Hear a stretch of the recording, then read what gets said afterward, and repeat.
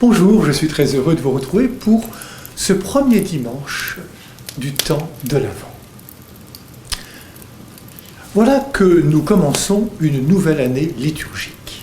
Nous la commençons tournée vers l'avenir, tournée vers le Christ qui s'annonce, qui annonce son retour. Dans le contexte de notre monde d'aujourd'hui, nous sommes invités à nous tourner vers l'avenir. Comment vivre ce temps présent? Comment le vivre tourné vers le Christ qui s'annonce? Comment nous conduire pour plaire à Dieu, pour reprendre l'expression de saint Paul aux Thessaloniciens?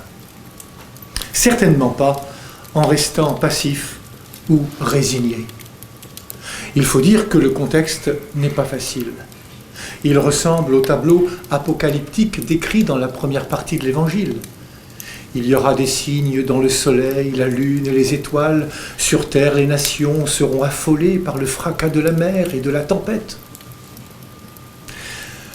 On parle aujourd'hui du réchauffement de la planète et de ses dramatiques conséquences, comme par exemple les migrations humaines, de la pandémie qui n'en finit pas, de l'injure faite à notre humanité par la pauvreté des peuples entiers, de la précarisation du travail, des difficultés de vivre en couple et en famille, de la crise profonde que traverse notre Église, tous les fracas d'aujourd'hui.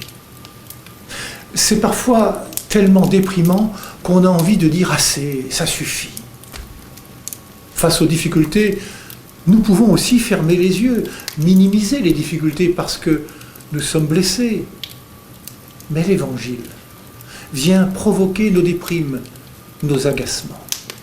Deux attitudes sont possibles. La peur.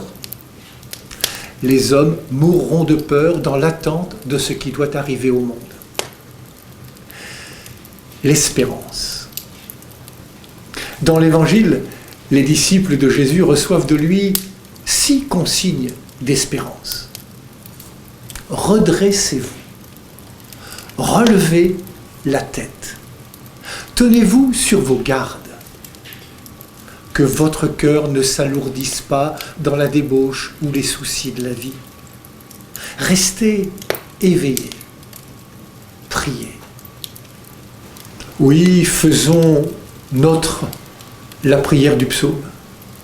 Seigneur, enseigne-moi tes voies, fais-moi connaître ta route, dirige-moi par ta vérité, enseigne-moi, car tu es le Dieu qui me sauve.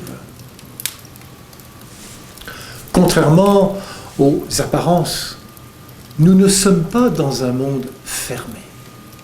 Nous sommes dans un monde en genèse.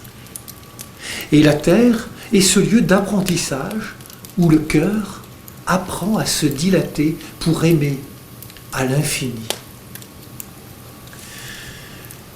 À chaque jour qui passe, nous devons réapprendre à lire la venue du Sauveur dans le présent qui est entre nos mains et nous préparer au retour du Christ. Ainsi, nous ne sommes pas dans une perspective fermée et triste.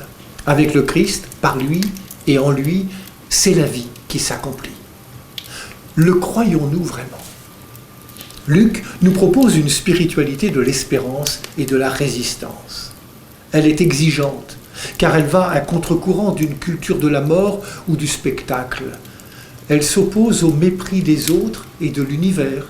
Elle résiste au règne de la peur et au repli dans la sécurité des biens abondants, des armes puissantes et du chacun pour soi. La bonne nouvelle, aujourd'hui comme hier, nous invite à penser autrement, à sentir autrement et à vivre et agir autrement. En étant habités par une espérance qui nous redit la grandeur de notre condition et de notre vocation humaine. Avec le Christ, nous sommes des êtres debout. Ce que l'Évangile met sous nos yeux, ce n'est pas la fin du monde, mais la victoire de la vie sur la mort. Vu sous cet angle, l'avènement du Fils de l'homme n'est plus un événement redoutable, mais tout au contraire, le moment tant espéré de notre délivrance. Cette résurrection, c'est le Christ qui l'offre au monde. Devenons des disciples, familiers de sa présence. présence de celui qui nous a dit qu'il était avec nous jusqu'à la fin du monde. Bon dimanche, bonne entrée dans le temps de l'Avent, bonne marche vers Noël à toutes et tous.